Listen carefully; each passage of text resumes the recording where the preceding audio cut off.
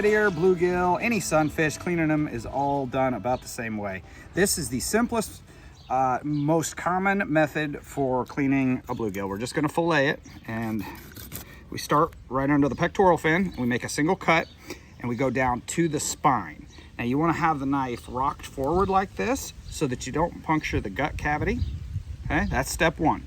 Next step, move the fish around, and I like to use the gill plate as a handle. So if you stick your finger in there, you can hold the fish still, and you can use the tip of the knife, and you start right here, and you're gonna trace down the spine just by using the tip of the knife to separate the spine from the meat, cutting through the scales and skin.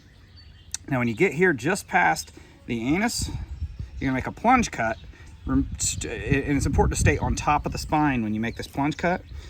And now, just pressing the knife against the spine, you're gonna wiggle the knife down to the very end. Don't cut all the way through, because leaving a little skin here is gonna be handy for our next step.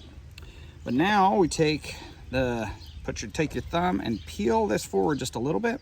And now we're gonna take the knife and push in here and just separate the meat down to the ribs. So the ribs start right about here.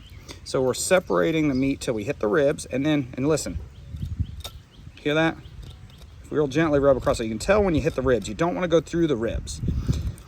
Now, this next step, this is just the way I found this the easiest, to just grab the skin and peel it back.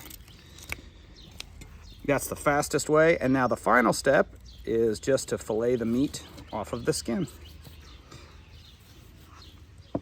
And by leaving that little piece of skin attached, you usually have a handle, which I just cut through, but that's it. That's the perfect little fillet of bluegill. Yes.